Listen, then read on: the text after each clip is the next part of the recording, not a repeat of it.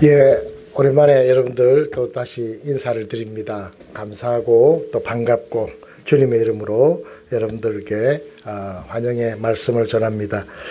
예, 한번 더 기도드리겠습니다. 하나님 아버지 고맙고 감사합니다. 부족한 종 또 이렇게 귀한 단에 서서 하나님의 말씀을 전하고 또 아프리카의 선교 소식을 전하게 하시니 감사합니다. 우리의 모든 보내는 자와 또 가는 자 합력하여서 하나님께서 원하시는 그 아름다운 선을 이루어가는 저희들이 될 수 있도록 주님 인도하여 주옵소서. 말씀을 통하여서 이들에게 큰 도전과 은혜의 시간이 되게 인도하여 주시옵소서. 예수님 이름으로 기도드리옵나이다. 아멘. 사우보나 아반투아나 미나긴 꼼푼디시 기푸마의 코레아 시조 슈마엘라 이방겔리 라파. 답변이 있어야죠. 예, 제가 있는 동네에 줄루족, 남아공에는 11개 언어가 사용되어지고 있고 각 부족 언어가 있고 공용어가 있는데 그 중에서 제일 큰 부족이 더반을 중심으로 있는 줄루족입니다. 예, 그 줄루어가 지금 제가 인사말로 여러분들께 소개를 드렸는데 이 줄루어를 통하여서 줄루족을 우리가 좀 더 이해하고 우리의 사역도 시작하게 되었습니다. 그래서 언어는 참으로 참 중요하다라는 생각이 들어집니다. 아프리카에 여러분 몇 나라가 있는지 아십니까? 아프리카에 55개국이 있습니다. 그런데 아프리카에 대해서 오해를 하는 분들이 참 많은데 까만 흑인만 보면 아프리카 사람이다. 예, 맞죠? 아프리카 사람이죠. 아시아 사람이 아니니까. 아프리카 사람 맞는데 적어도 그 나라에 대해서 저 사람은 콩고 사람일까?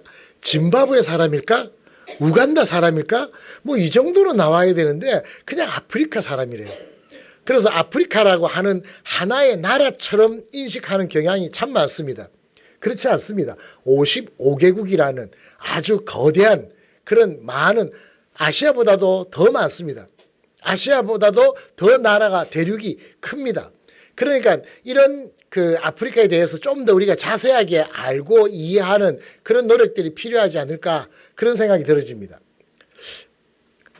제가 언어가 그렇게 다양하다고 아까 말씀을 드렸는데 국가적으로는 55개국이지만은 인종적으로는 언어가 2,000종이기 때문에 인종도 크기에 준할 만큼의 많은 인종이 있습니다. 그래서 한 나라 안에 남아공 내에도 여러 부족, 아까 제가 썼던 말은 줄루족입니다. 그래서 여러 인종이 있고 여러 부족 언어가 있기 때문에 그 아프리카 언어에 대해서 아프리카어라고 하는 언어는 없습니다. 줄루어, 코사어, 쩌아나어, 수투어 뭐 그렇게 나눠지지 아프리카어다?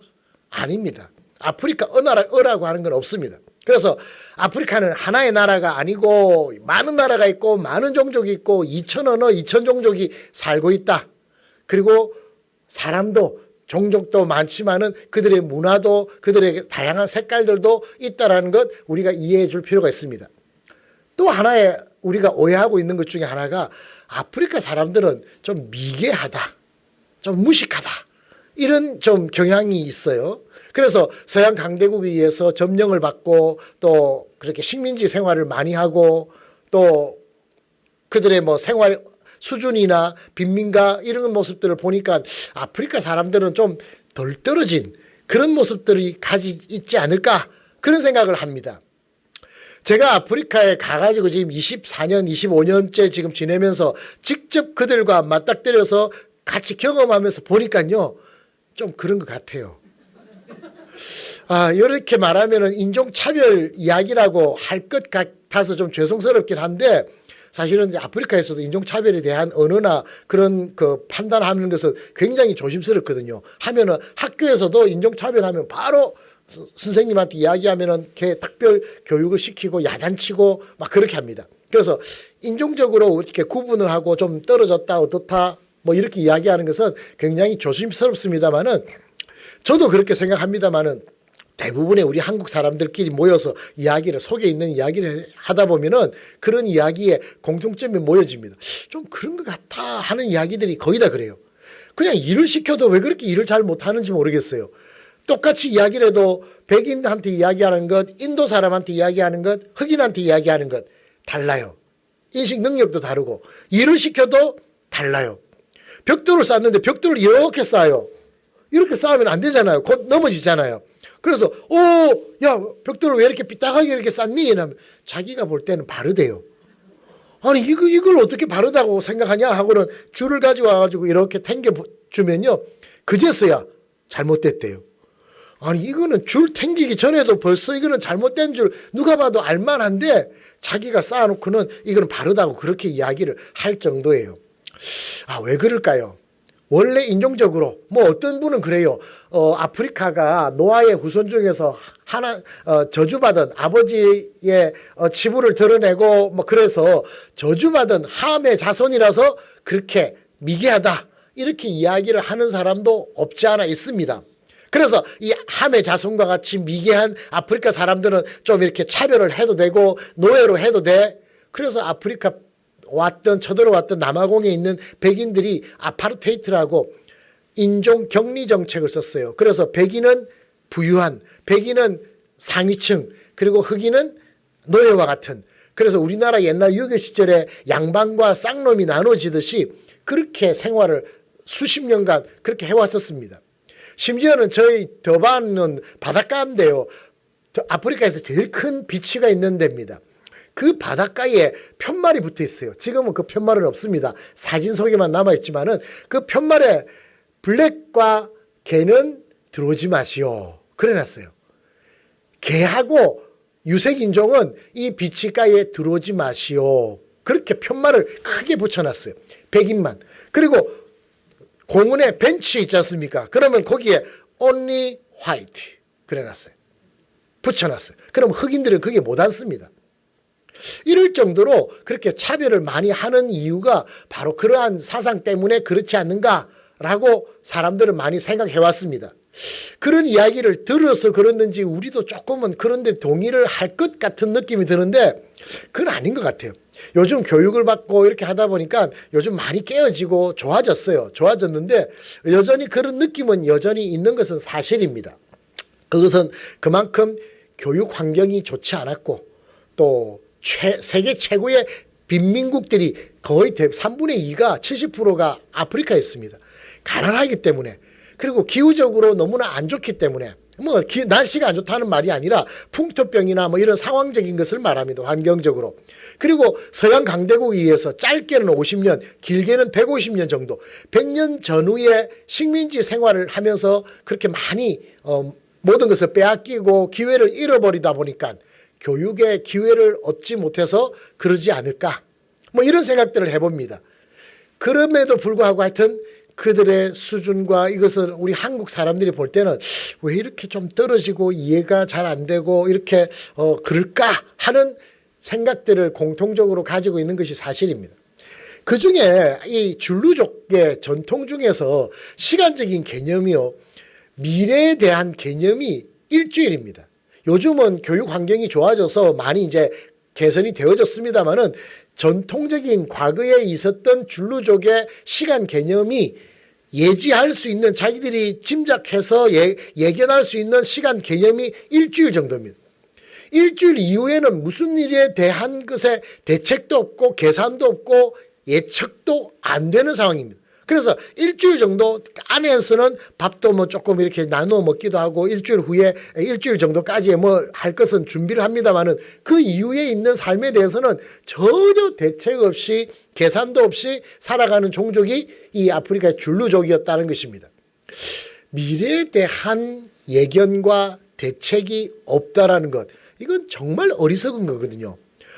우리나라 사람들은 지금 노후 자금들 연금 들고 막 그러지 않습니까? 보험 들고 실비보험과 무슨 보장보험, 노후의 국민보험, 연금 온갖 것 다 들지 않습니까? 언제 쓰려고요? 적어도 20년, 30년, 40년 이후에 사용하기 위해서 지금부터 허리띠를 졸라매고 그것을 저금하고 저축하고 그러지 않습니까?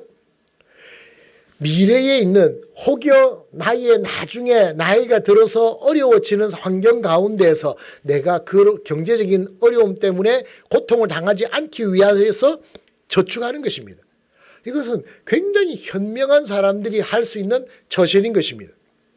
이 아프리카 사람과 한국 사람들이 사람들을 비교하다 보면은 이 그 현명함, 지혜로움에 대해서는 뭐 말을 할 수가 없을 정도입니다. 그 정도로 그 사람들은 일주일 이후에 있는 삶에 대해서도 대책도 없고 뭐 보험을 든다든지 연금을 든다든지 계산도 없고 대책도 없고 그렇게 살아가는 것입니다.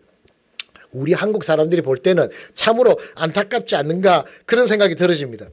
우리 한국의 평균 수명이 여성이 90세, 남성이 86세라 그래요. 여자가 왜 이렇게 오래 사는지 모르겠어요. 좀 뭐 독한가 봐요. 하여튼 평균이 88세예요. 우리 한국 사람들의 평균 연령이. 그 88세 정도까지를 예견하고 준비하는 그러한 똑똑함이 우리 한국 사람들 대부분에게는 있다는 것입니다. 이것을 이 아프리카 사람들에게서는 거의 찾아볼 수 없는 것입니다. 지혜로운 사람, 똑똑한 사람, 현명한 사람들은 앞으로 되어질 미래에 대한 나의 삶을 예견하고 예측하고 준비하고 대비하는 사람들입니다. 그런데 여기까지는 사람들이 하는 사람들이 꽤 많아요. 그런데 그 이후에 있는 삶을 어떻게 하는지에 대해서 대책이 없는 사람이 참 많습니다. 88세까지는 좋아요. 89세, 90세, 91세, 92세 그 정도의 나이가 먹었을 때 아니면은 그 이후에 있는 삶에 대해서는 어떤 생각을 하고 있는지 별로 생각 없는 사람들이 세상에는 꽤 많다라는 것입니다. 노후연금 20년 30년 이후에 있는 나의 삶에 대해서 예견하고 대비하는 것 못지않게 내 삶 그 이후에 있는 삶에 대해서도 예견할 수 있고 준비할 수 있는 지혜가 필요한 것입니다. 노후를 대책을 생각을 하고 준비하는 사람이 지혜로운 사람이라고 한다면은 노후 이후에 있는 삶을 그 대책을 준비하는 사람은 하나님의 축복을 받은 그런 복된 사람이라는 것입니다. 우리의 모든 삶은 이 땅에 집중되어 있는 것이 사실입니다. 그런데 여기에서 한 걸음 더 나아가서 우리의 삶이 여기에서 끝이 아니거든요. 그 이후에 있는 우리의 삶에 대해서 예견하고 예측하고 준비할 수 있는 그러한 삶이 되어져야 하는 것입니다. 우리가 뭐 지금 우리 정결한 교회 우리 성도님들은 다 믿음이 지금 다 너무나 좋고 하기 때문에 지금 뭐 어떤 믿음을 가지고 있습니까 하고 하면 믿음의 고백이나 간증이나 막 나올 것 같아요. 그런데 안 믿는 사람, 우리가 전도해야 될 세상에 있는 사람들의 경우 오늘 처음 이렇게 온 사람이 있거나 아니면 아직은 마음의 준비가 안 돼서 믿음이 연약한 사람의 경우에는 믿음을 이야기하거나 천국과 지옥을 이야기하거나 눈에도 보이지 않는 손에도 잡히지 않는 그 하나님을 이야기한다면은 글쎄요 잘 모르겠어요 그럴 가능성이 아주 많습니다. 여러분 세상에 있는 사람들을 전도할 때 믿으십시오. 우린 전도하니까 예수 믿고 천국 갑시다라고 이야기를 합니다. 복음을 이야기하고 축복을 이야기합니다. 그런데 믿지 않는 사람이 보지도 않고 경험하지도 않은 사람이 내가 믿으라 한다고 예 믿겠습니다. 그럴 가능성이 있을까요? 가끔 있습니다. 철학자처럼 많은 인생에 고민을 하고 내 죽음에 대해서도 생각하고 죽음 이후의 삶에 대해서도 고민하던 철학자나 뭐 이런 지혜자들 그런 사람들에게는 뭔가를 탁 던졌을 때 아 내가 찾던 게 바로 그것이구나 하고 바로 반응을 보일 수가 있습니다. 과학자처럼 정말 깊이 이 과학의 세계를 우주를 이렇게 탐구하고 연구하던 사람들은 신의 존재가 없이는 이것은 되어질 수가 없다. 이 우주 만물이 어떻게 이렇게 질서 있게 움직여질 수 있는가.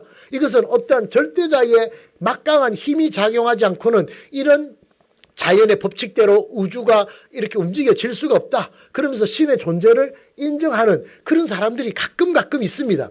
이런 사람들에게는 복음을 전하면은 내가 찾던 것이 바로 그것이 있었구나. 이 성경에 있는 이 하나님을 우리가 자기가 고민하는 거기에 딱 넣었을 때는 모든 궁금증이 해결되어지는 것들을 생각을 하고 돌아오는 경우들이 있습니다. 근데 이런 사람들의 경우는요, 글쎄요, 뭐 1%, 2% 모르긴 해도 한 5% 미만의 사람들이 그럴 겁니다. 대부분의 사람들은 여기에 도달하지 못하는 사람들입니다.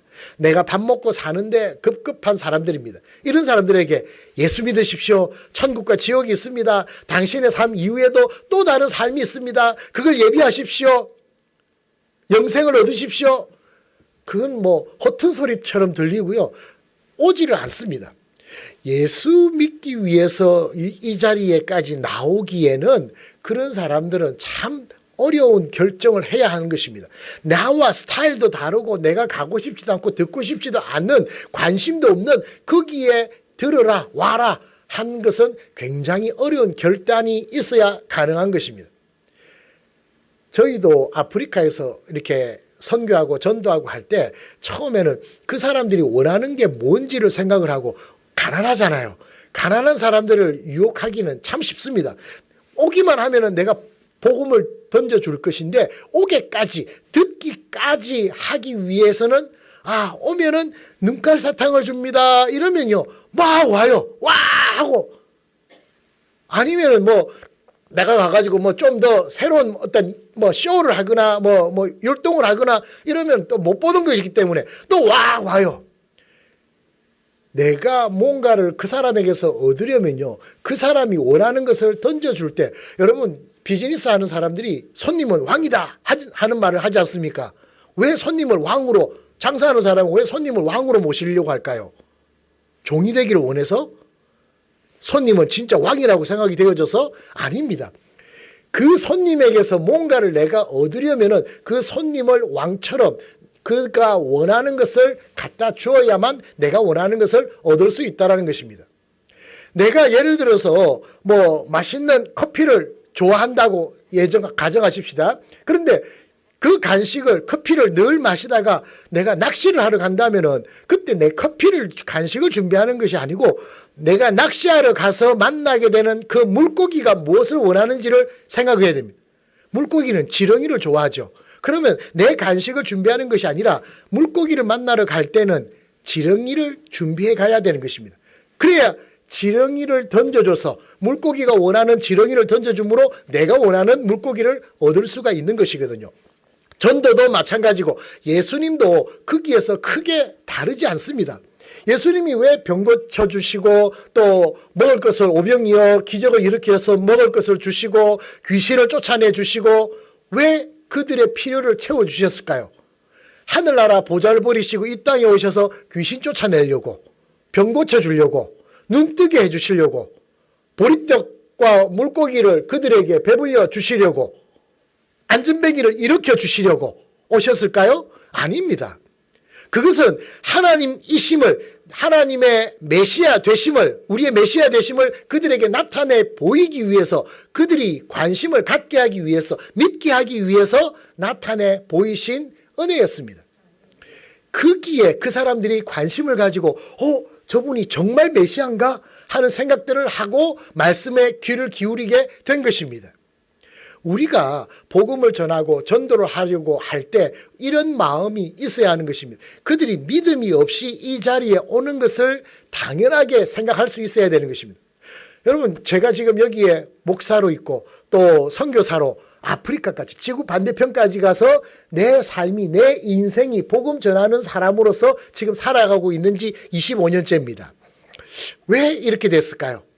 여러분 궁금하지 않습니까? 저기 있는 선교사님은, 목사님은 어떠한 하나님의 큰 은혜와 역사를 경험하여서 저렇게 목사가 되고 선교사가 되어서 아프리카까지 가서 말씀을 전하는 삶을 살게 됐을까? 궁금하지 않으세요? 제가 뭐 어릴 때 뭐 형님 누나 따라서 크리스마스 날 떡 얻어 먹으러 교회를 갔던 적은 있습니다만은 본격적으로 교회를 다니게 된 것은요, 초등학교 4학년 때였습니다. 초등학교 4학년 때 교회에서, 동네에서 그 술래잡기를 했어요. 부산에서는 이걸 다망구라고 저희들은 그랬는데, 하여튼 술래잡기를 막 했는데 북치고 장구치는 그 팀이, 전도팀이 이렇게 오는 거예요. 전도팀인지 뭔지도 전혀 몰랐습니다. 초등학교 4학년 때. 그냥 막 북치면서 막 이렇게 가장행렬처럼 해가지고 막 기타 치고 막 이러면서 오더라고요. 우리가 술래잡기 하다가, 야, 이거 재밌는데, 내 관심을 끌었어요. 뭔가가 보고 싶어, 우리 술래잡기 하는 것보다 더 재밌다라는 생각이 들었습니다. 그 사람들은 그 목적으로 북치고 장구치고 다녔거든요. 관심 끌려고. 그게 걸려든 거예요. 오, 이거 더 재밌는데? 술래잡기보다 더 재밌는데? 그리고는 친구들하고 야, 이거 따라가자. 따라갔어요. 뒤에서 따라가면서 야, 재밌다 하고 한참 동네를 삥 돌더니 들어가면 온천교회라고 적혀 있더라고요. 교회로 들어가더라고요. 교회인 줄도 몰랐어요. 그냥 따라 들어갔죠. 들어가서 이제 앉아보니까 애들 나 같은 애들이 잔뜩 이렇게 앉아 있는데 여름 성경학교라고 하는 걸 해요. 나와가지고 노래도 부르는데 처음 듣는 노래예요. 근데 율동도 하고 하는데 재미도 있어요. 게임도 하고 막 그래요. 아, 재밌네. 그리고는 또 나와가지고 말씀을 전하는데 아담이 어떻고 에덴이 어떻고 이야기를 해요. 무슨 소리인지도 모르겠고. 근데 하여튼 그냥 그러려니 하고 들었어요. 다 끝나고 난 다음에 나가는데 입구에서 여자 선생님이 복숭아를 하나씩 나눠주는데 그 당시에는 간식이라는 게 거의 없었지 않습니까? 그런데 왔다가 가는데 복숭아가 내 주먹만 했어요. 이렇게. 복숭아를 하나씩 딱 주는데 오, 이게 웬 떡인가 싶은 생각이 들더라고요. 주면서 내일도 또 오느라 또 줄게 그러는 거예요. 와, 오늘 주는 것도 좋은데 내일 오면 또 준대요. 너무 좋잖아요. 예, 그러고 갔어요. 맛있게 먹었죠. 그 다음날 또 갔을까요? 안 갔을까요? 갔죠. 복숭아 준다는데 갔죠. 두 번째 날에는 복숭아는 아니었지만은 하여튼 또 간식을 주고 재밌는 놀이도 하고 그러다가 제가 이러고 있습니다. 시작이 어떻다고요? 하나님의 역사와 강한 빛을 보고 하나님의 음성을 듣고 그렇게 해가지고 시작되어진 게 아니었거든요. 그때 나에게 너 교회 오려면 믿음이 있어야 돼. 믿음 없이는 교회 못 들어와. 그랬다면 아마 제가 교회를 못 들어왔을 것입니다. 제가 있는 더반에 간디가 지내다가 21년을 살다가 갔습니다. 여러분 다음에 한번 더반 제가 있는 남아공 더반을 한번 와보시면 간디가 살던 집 기념관이 아니고 그가 거주하던 집이죠. 그 집에 기념관으로 이렇게 만들어서 지금도 있습니다. 입장료도 없습니다. 그냥 가서 구경할 수 있는데 간디가 21년씩 더반에 있었다라는 것 여러분 모르는 사람도 참 많습니다. 원래 인도에서 인권운동을 했는데 그것은 나중의 이야기입니다. 남아공에서 더반에서 그 사탕수수 재배자로 왔던 많은 인도 사람들을 대변해서 거기에서 인권운동을 시작한 게 21년이었습니다.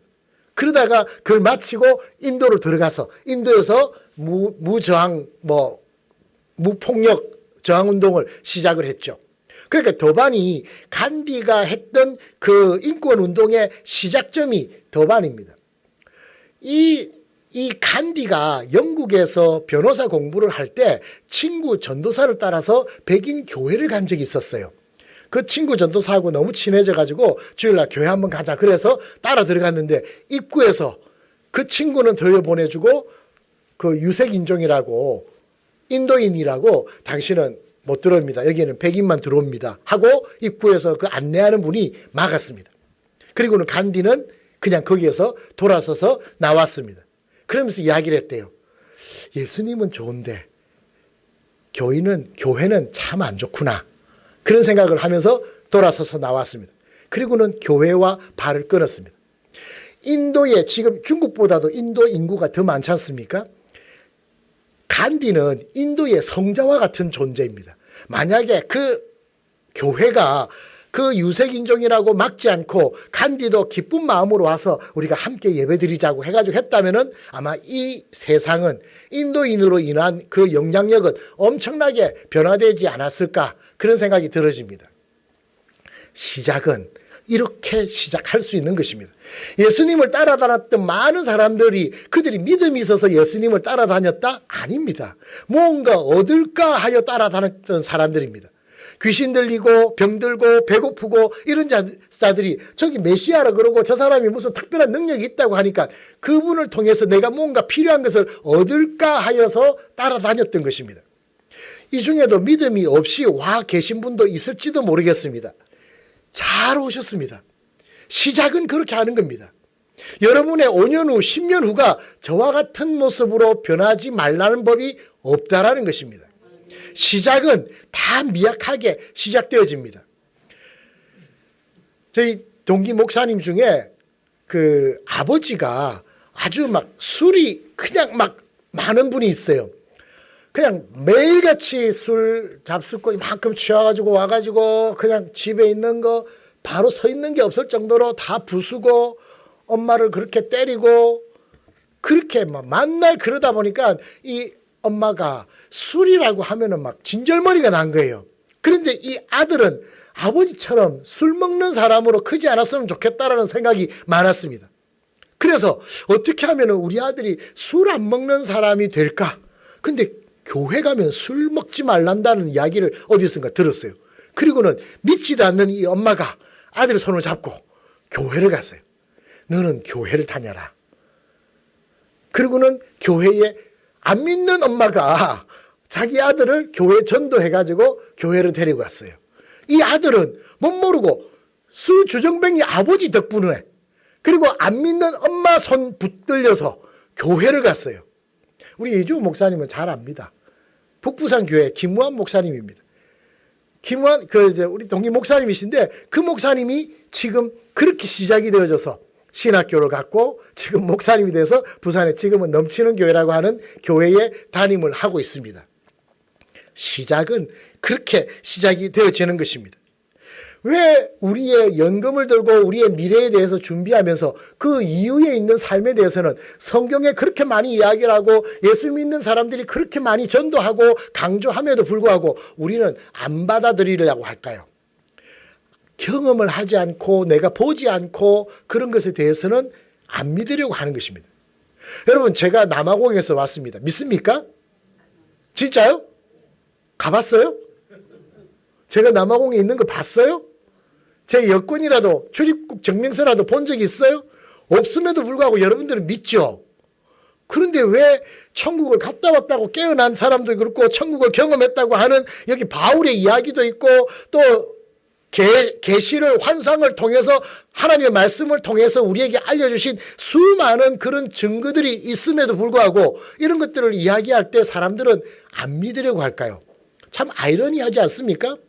미국은 가보지 않아도 미국 좋더라, 나이아가라 있고 야 자유의 여신상 있는데 야 그거 멋있더라 이러면 야 나도 가보고 싶어 그러면서 바로 믿으면서 천국에 대해서는 왜 안 믿으려고 할까요?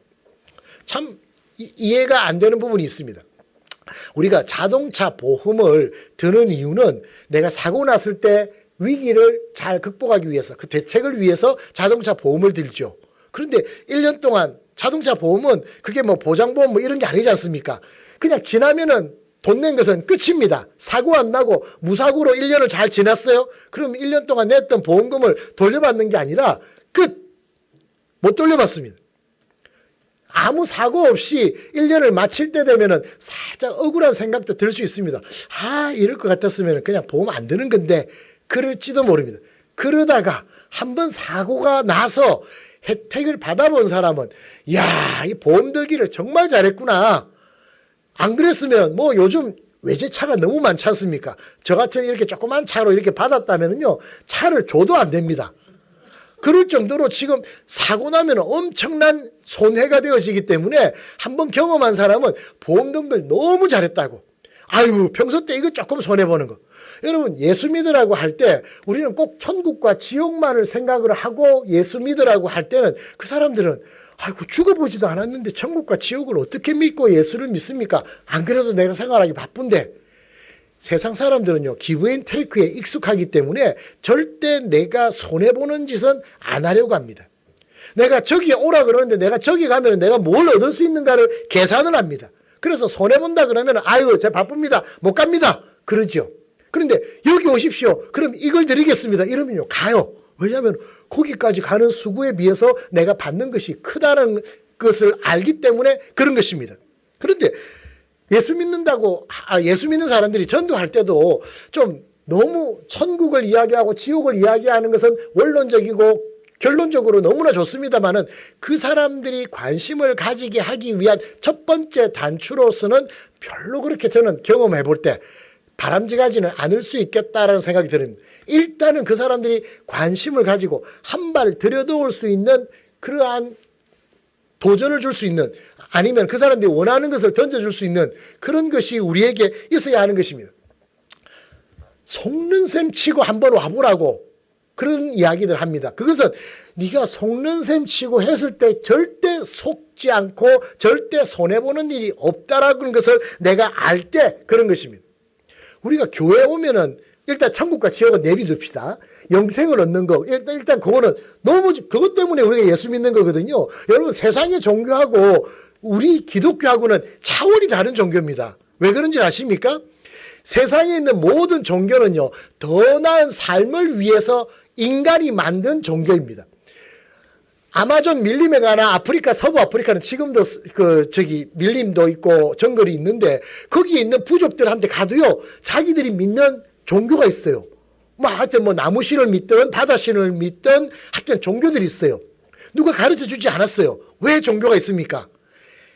유한한 인간의 힘으로서는 살아갈 때 넘어야 할 산이 너무나 크고 내가 극복해야 될 것을 극복하지 못한다라는 생각이 들 때 어떠한 절대자인 힘을 얻으려고 하는 욕구가 있기 때문에, 그래서 유한한 인간은 무한한 신에 대한 동경의 마음이 있기 때문에 더 나은 삶을 위해서는 소망을 가질 필요가 있다고 생각하고 만든 것이 우상이고 신입니다.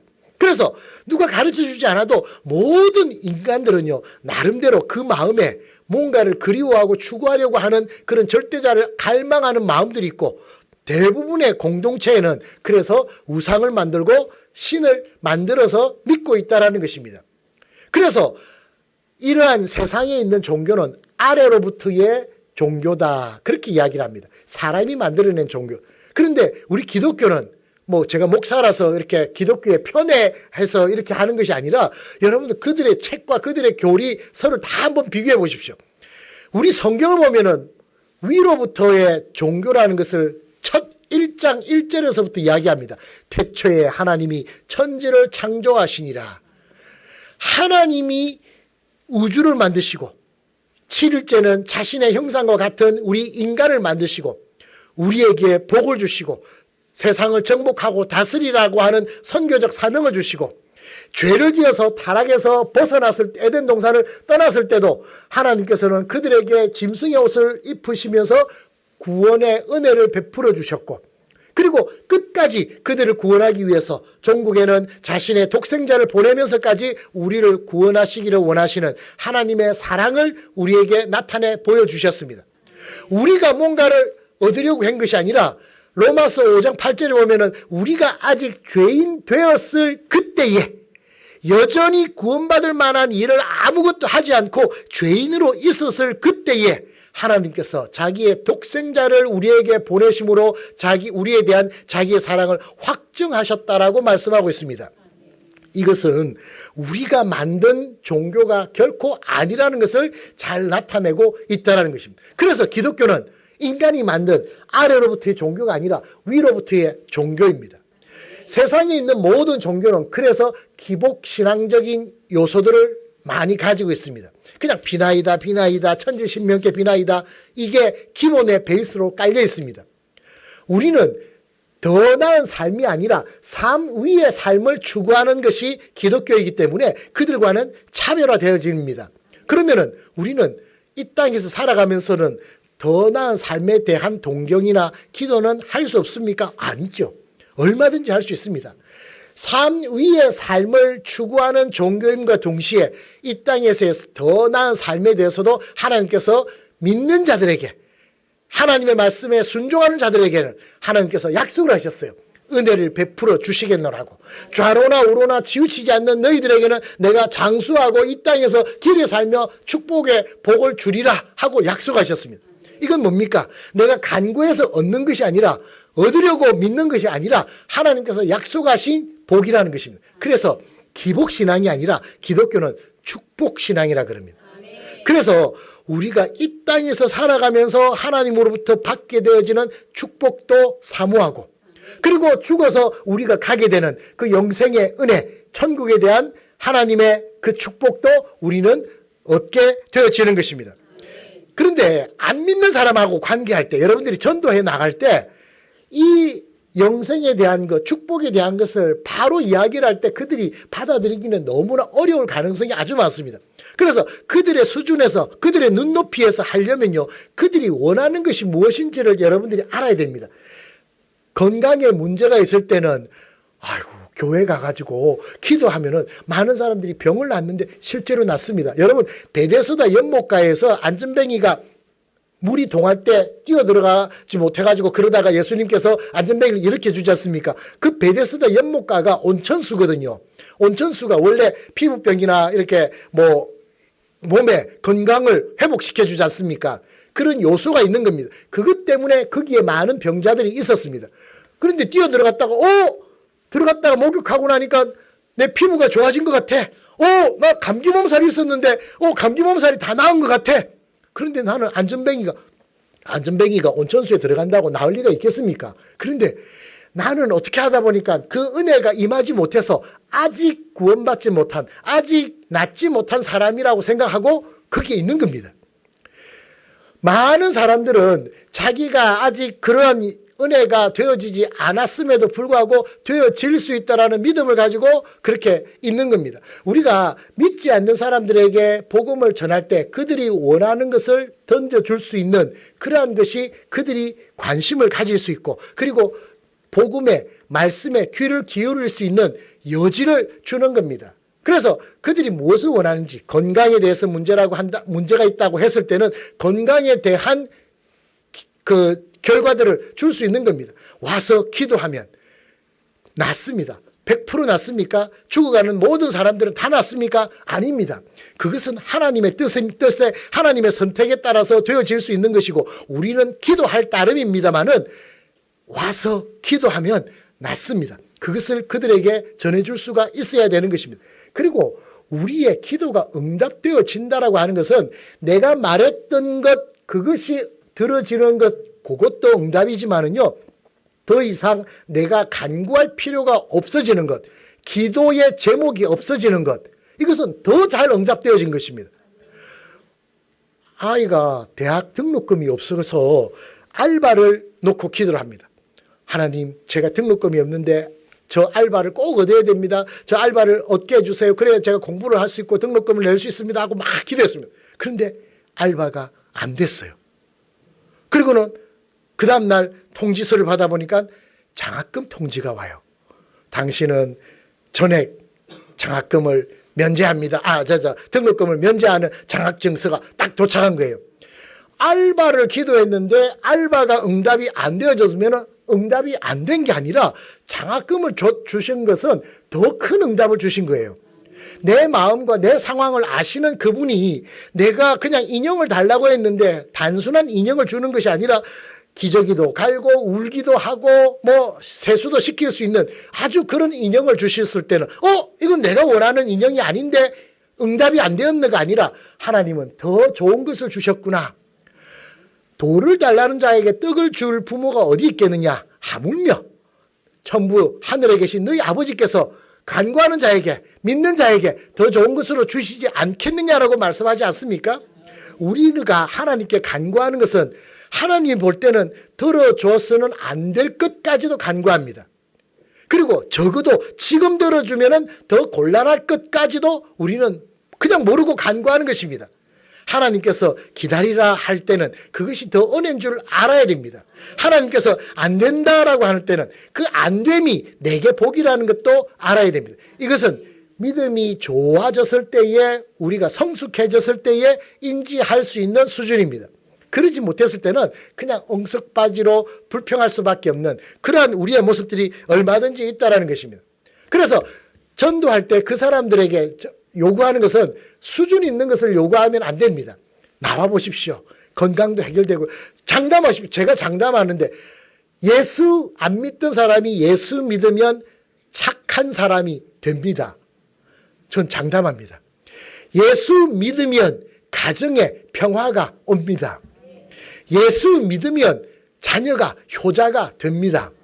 예수 믿으면 자녀를 사랑하는 부모가 됩니다.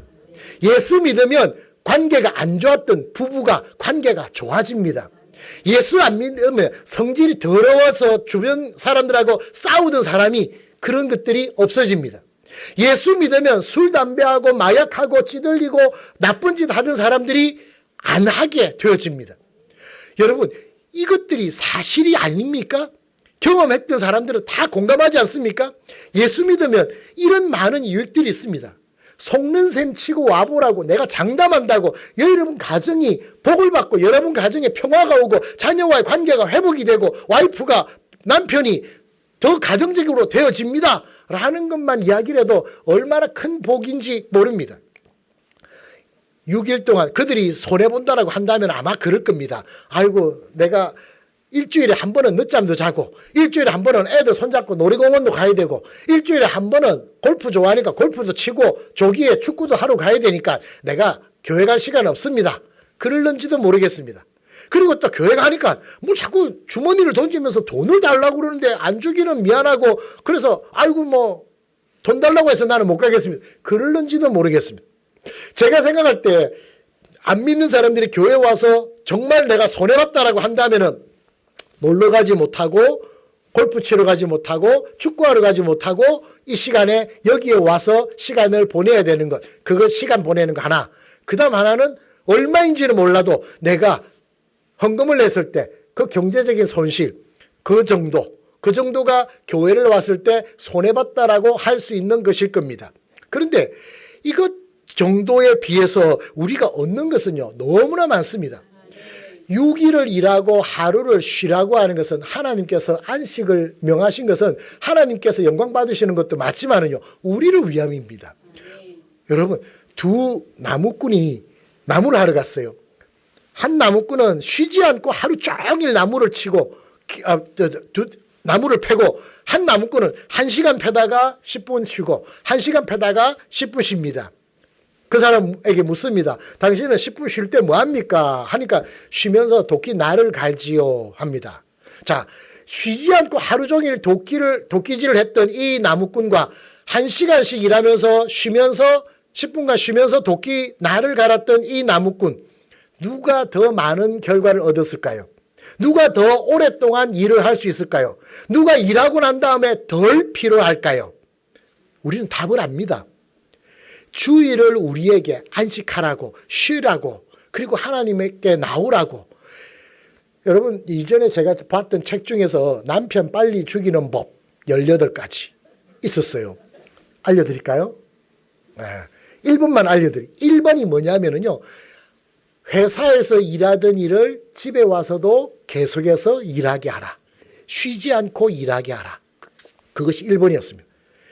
주일 같은 날 회사 일, 장사를 하든 무역을 하든 뭘 하든 거기에서 일하는 데서 벗어나서 전혀 다른 하나님 앞에 나와서 찬송 부르고 기도하고 교제하고 예배하면서 세상의 일을 완전히 끊어버리고 새로운 일을 하루를 경험하는 것.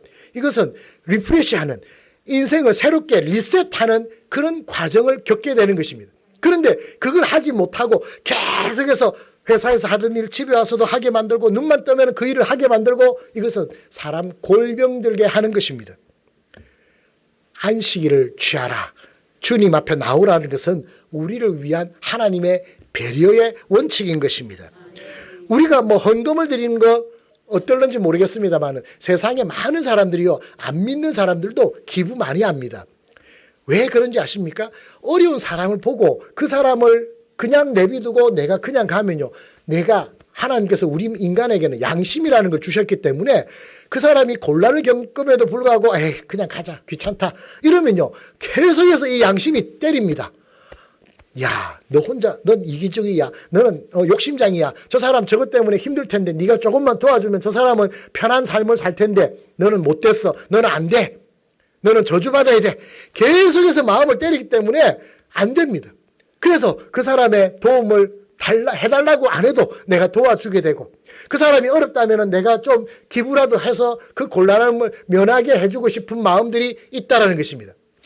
종국적으로 이야기한다면 그 사람을 도와주고 그 사람을 기부하는 것은 그 사람을 위함도 있습니다만 종국적으로는 나를 위함입니다. 내가 그래야 편하기 때문에, 그래야 내가 만족스럽기 때문에, 그래야 내가 어디 가서도 당당하기 때문에, 그래야 내가 죄책감 가지지 않고 살기 때문에 도와주는 것입니다. 그래서 많은 사람들이 기부합니다. 여러분, 교회 와가지고 여러분들이 헌금하는 것은 그 차원을 뛰어넘는 것입니다. 세상에 있는 많은 사람들에게 도움을 줄 뿐만 아니라 우리에게 은혜를 주시고 구원해 주시는 그 하나님을 중심으로 해서 하나님께 영광 돌리며 그 행위 자체가 하나님께 영광되어지는 것이고, 그리고 그 물질은 세상에서 교회를 위해서 어려운 사람들을 위해서 사용되어지므로 어린 소자에게 한 것이 곧 나에게 한 것이니라 라고 말씀하시지 않았습니까? 그로 말미암아 하나님께서 영광 받으시고 직접적으로는 그들이 도움을 얻게 되는 것입니다. 일거양득입니다. 교회 와서 기부하는 것, 헌금하는 것, 이거는 얼마나 내게 복이 되어지고 내가 만족하고 내가 하나님 앞에 당당하고 세상에서 떳떳해질 수 있는 기회가 되는지 모른다는 것입니다. 이 모든 것들을 통하여서 우리가 얻는 것이 얼마나 많은지 모릅니다. 손해보는 것 결코 아닙니다. 우리는 교회만 나와도 이 세상에서 이해 타산만 해도 얼마나 많은 것을 얻는 기회가 되는지 모른다는 것입니다. 여기에 플러스 알파로 예수 믿었는데 돈도 달라 그러고 시간도 내고 했는데 내가 죽었어요. 죽었는데 죽어보니까 천국과 지옥이 없더라. 그러면은 뭡니까? 손해네. 억울하게 내가 그 시간 나가가지고 그 시간에 보냈는데 아유 운동하러 가고 조기에 가고 테니스 치러 가고 놀러 가고 그럴 걸 괜히 그 시간 가서 내가 놀지 못했네. 억울하네. 뭐 그 정도 억울함이 있을 수 있습니다. 아이고 내가 가가지고 헌금 냈는데 아깝네. 억울함이 있을 수 있습니다. 그런데 그게 얼마나 큰 억울함이라고 말할 수 있겠습니까? 그런데 만약에 죽었는데 정말 천국과 지옥이 있더라. 그랬다면 이 사람은 세상에서 로또와 비교할 수 없는 엄청난 로또, 천국 로또를 받은 것 아니겠습니까? 정말 아우 그때 그 정기랑교회 그 김 집사님이 와가지고 나 안 간다는데 이렇게 그렇게 나를 꼬시고 해가지고 교회를 갔다가 예수 믿어서 결국에는 집사 되고 장로 되고 있다가 내가 이렇게 죽었는데 와보니까 이렇게 좋은 천국이 있는데 야 정말 그때 그 집사님 내가 만날 수만 있으면 내가 어떻게라도 대접을 하고 고맙다는 인사를 해야 될 텐데 그러지 않겠습니까? 우리에게 하나님께서 오늘 읽었던 본문 말씀 이 요한복음 3장 16절은 하나님께서 우리에게 자기의 독생자를 보내주셔서 우리를 구원하게 하셨다라고 하는 하나님의 사랑을 보여준 최고의 사랑을 우리에게 설명하고 있는 것입니다. 기독교의 정수라고 할 수 있는 구원의 핵심을 강조한 구절이기도 합니다. 이 말씀을 마음으로 믿고 입으로 시인한다면 누구나 구원을 받는다는 것입니다. 하나님께서 만드신 이 자연 원리, 창조 원리 가운데서 변할 수 없고 지금까지 한 번도 변하지 않은 원리가 있습니다. 원칙이 있습니다. 그게 뭐냐면은 이 땅에 태어난 사람은 누가 태어날지는 모르지만 이미 태어난 사람은 모두가 죽는다는 것입니다. 한 번 나신 것은 하나님에게 정하신 것이고 그 이후에는 심판이 있다라고 말씀하고 있습니다. 그 누구도 이 하나님의 창조 원리에서 벗어난 사람은 한 명도 없습니다. 그래서 우리 모두는 이 땅에 하나님의 은혜 가운데 예정 가운데 태어났지만은 곧 또 다른 하나님의 예정 가운데 우리는 이곳에서 죽음을 맞이하게 될 것입니다. 그 다음에 우리가 천국 보험이 있어야 되는데 그 보험이 없다면은 그 대책이 없다면은 우리에게는 엄청난 어려움과 고통과 후회가 도달하게 되어진다는 것입니다. 여러분 마약 중독을 하거나 또 상습적인 음주운전을 한 사람들에게 그 판사가 심판을 내립니다. 그 중에서 교화형이라는 게 있습니다. 교화형은 뭐냐면요. 무슨 회복할 수 있는 프로그램을 참석해서 교육을 받게 하는 것입니다. 그래서 20시간, 30시간 무슨 마약 중독에 대한 그 교육을 받는 그런 형을 내립니다. 그러면 그 사람은 그 형을 벗어나기 위해서는 판사가 시킨 대로 그곳에 가가지고 비디오도 보고 교육도 보고 교육도 받으면서 그 시간 30시간이면 30시간의 교육을 받아야 됩니다. 왜 이런 거 시킵니까? 그 교육을 받으면요 중독자가 마약이 중독되고 음주 사고로 해서 중독되었던 사람들이 가치관이 바뀌고 생각이 바뀌어져서 습관이 달라진대요. 이런 교육이 효과가 있다는 말입니다. 여러분 자녀에게 부모에게 효도하라라는 교육을 하고 싶지요. 그런데 자신이 야 너 나 좀 해 이렇게 해가지고 효과 절대 없습니다. 다른 사람이 하게 해야죠. 성경에도요, 나를 자랑하는 것은 그건 효과 없다 그럽니다. 다른 사람으로 하여금 칭찬하게 하라, 자랑하게 하라, 그렇게는 잠언에서 이야기하고 있지만은 내가 내 자랑해가지고는 별로 효과 없습니다. 학교, 옛날에는 학교를 좀 믿었었어요. 학교 가면은 부모에게 효도하고 나라에 충성하라 하고 막 선생님이 가르치고 그랬습니다. 요즘은 학교에서 교육이 이루어지지가 않는데요. 제대로 이러면은 선생님이나 하세요. 뭐 그러고 안 받아들인대요. 빨리 수학이나 가르쳐 주시고 영어나 가르쳐 주세요. 대학 가게. 그런다는 거예요. 그래서 인성교육은 어디에서도 지금은 우리 자녀들에게 시킬 수가 없습니다. 유일하게 교회 오면 그 소리를 합니다. 교회 오면 적어도 1년에 한 번은 어린이 주일 때는 어린이한테 포커스를 맞춰서 이야기를 하고, 어버이 주일 때는 어버이에게 포커스를 맞춰서 이야기를 하고, 스승의 주일 때는 스승에게 포커스를 맞춰서 한 번은 합니다.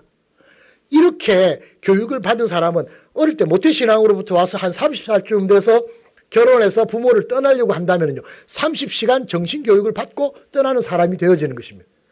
한 번도 이런 교육을, 인성교육을 받지 않은 사람하고 30시간 정신교육 받은 사람하고 부모에 대해서, 자식에 대해서 생각하는 것이 같을 수가 없다는 것입니다. 여러분, 교회 나오면 절대 손해보지 않는다는 것을 전도하는 그런 대상자들에게 여러분들이 할 필요가 있다는 것입니다. 그리고 그들에게 믿음이, 내가 그래서 기도를 해보고 해봤더니 되어지네요. 이거 신기하네. 내가 이렇게 기도했더니 우연히 그 일이 이루어지네요. 여러분, 기도는요, 내가 하면 우연히 생깁니다. 그래서 기도의 응답은 우연의 연속이다, 그렇게 이야기합니다. 내가 기도만 하면 우연히 생겨져요. 이 안 믿는 사람의 관점에서 볼 때 그렇다는 것입니다. 이러한 경험들이 반복되어지다 보면은 기도에 하나님께서 응답하시는구나 하는 믿음이 생겨지는 것입니다. 그러면 누가 시키지 않아도, 그렇다면 이 성경에 있는 이 말씀이 진리구나, 우리의 삶이 여기가 다가 아니고 또 다른 삶이 있구나, 천국이 있고 지옥이 있구나, 그러면 내 삶을 여기에서 멈춰서는 안 되고 한 단계 더 업그레이드하는 노력을 해야 되겠구나라고 하는 성숙한 신앙인의 모습을 갖게 되는 것입니다. 믿음은 잘합니다. 그래서 예수님께서 제자들에게 왜 그렇게 믿음이 적으냐 책망을 하셨습니다. 믿음이 적다는 말은요, 크게 되어져라 하는 것을 이야기하는 것입니다. 처음에는 빈약한 믿음이라 할지라도 나중에 신앙생활 하다 보면 점점 믿음이 자라게 되어지는 것입니다. 한 가지만 이야기하고 마치려고 합니다. 우리 아이가 엄마 뱃속에서 9개월, 10일 정도 뱃속에 있다가 태어납니다. 약 10개월 정도를 보통 이야기하죠. 그런데 그 아이가 뱃속에 있는데 우리가 아이들하고 대화도 하고 막 그러지 않습니까? 대화를 할 수 있다라고 가정을 해 보십시다. 야, 얘야, 아기야, 너 엄마 뱃속에 있는 거 먹여주고 재워주고 하니까 좋겠지만은 이곳에 나오면 넌 정말 좋을 거야. 이 세상은 그것보다, 엄마 뱃속보다 훨씬 더 좋단다 하고 이야기를 하면은 아기가 이야기합니다. 아이고 싫어요. 당신이 있는 그곳이 어떤 곳인지 나는 상상이 안 돼요. 그렇지만은 지금 이 엄마 뱃속은 너무 좋아요. 먹여주지요, 재워주지요, 보호받지요, 따뜻하지요. 나는 여기가 너무 좋아요. 만족스러워요. 당신이 있는 곳이 그 어떤 곳인지는 나는 모르겠지만은 가고 싶지 않아요. 나는 여기 있을래요. 그런데 9개월, 10일 정도 지나면요, 자기의 뜻과 무관하게 이 아이는 엄마 뱃속에서 나올 수밖에 없습니다. 나올 때 세상에 엄마 뱃속에는 어두컴컴했는데 이런 환한 태양빛이 있습니다. 그리고 따뜻한 엄마의 미소가 자기를 맞이합니다. 두 팔로 자기를 안아줍니다. 여기에서 탯줄을 통해서 공급받던 영양과는 비교할 수 없는 엄마의 모유를 먹으면서, 이야, 탯줄로 먹었던 그것과 영양분과는 비교가 안 되고 맛있구나. 따뜻한 엄마의 품속에서 사랑받으며 자라가게 됩니다. 그때 어느 정도 이성적인 생각을 하게 될 때 그는 이야기할 겁니다. 이야, 내가 그 엄마 뱃속에 있을 때는 이 세상을 알지도 못했고 짐작도 못했는데, 그래서 나는 안 오고 싶었는데 올 수밖에 없다고 해서 오기는 왔는데 와보니 정말 잘했구나.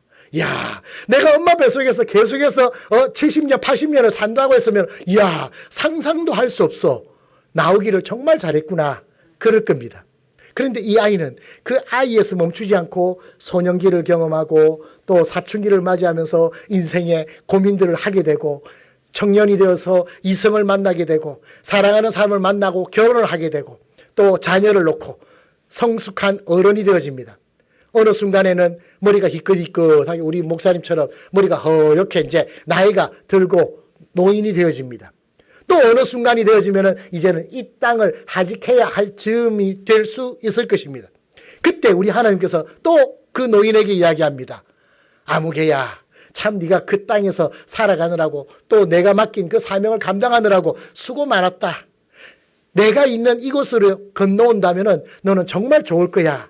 이곳은 세상에 있는 슬픔과 근심이 없는 곳이야. 이곳에는 나와 함께 영원히 행복하게 근심 걱정 없이 살 수 있는 그런 좋은 곳이란다. 그 노인은 이야기할 겁니다. 아이고, 당신이 있는 그곳이 어떤 곳인지는 모르겠지만 저는 가고 싶지 않아요. 할 수만 있다면 요즘 100세 시대라고 하는데 이것보다 전 더 건강하게 오래오래 살았으면 좋겠어요. 여기 오니까요, 맛있는 것도 많지요. 좋아하는 가족들도 있지요. 인생을 즐기고 싶은 것도 너무나 많지요. 내가 배우고 싶은 것도 너무나 많아요. 이곳에서 오래오래 그곳으로 가지 않고 나는 살고 싶어요. 그러는지 모르겠습니다. 그러나 그 사람의 뜻과는 무관하게 어느 즈음에는 이 세상을 하직하고 하나님 있는 그 천국으로 가야 하게 되는 것입니다. 천국으로 들어갈 때는 엄마의 따뜻한 미소보다 더 따뜻한 하나님께서 맞이해 주십니다. 태양의 빛과는 비교할 수 없는 광채가 비춰집니다. 많은 천군 천사가 환영하는 모습들을 보게 됩니다. 세상에 있었던 근심 걱정이 다 사라지고 기쁨만 있고 즐거움만 있고 하나님과 동행하는 찬양의 순간만 존재합니다. 그곳에서 어느 순간에 아마 생각할 겁니다. 야, 내가 그때 그분 전도받고 교회 가서 천국을 사모하며 믿음 생활 하기를 정말 잘했구나. 내가 살아가던 그 세상이 단 줄 알았는데 그게 아니고 이런 세상이 또 있다는 걸 내가 몰랐는데 와보니 정말 오기를 잘했구나. 야, 전도해 주신 그분에게 정말 감사한다 하는 그런 고백을 하지 않을까 싶습니다. 사랑하는 정결한 교회 성도 여러분, 우리는 이 땅에서 동일하게 지금 같이 살아가고 있지만은 조만간에 얼마 머지않아서 우리는 이 땅을 떠나야 합니다. 우리가 연금을 붓고 노후를 대비하듯이 그 노후 이후에 삶 위에 있는 삶을 대비하고 준비하는 지혜 있는 현명한 사람이 되어야 합니다. 이런 사람이 진정 하느님 앞에 복된 삶이며 축복받은 사람인 줄 믿으시고 최선의 삶을 살아가는 성숙한 저와 여러분들이 되기를 주님의 이름으로 축원합니다. 기도하겠습니다. 하나님 아버지,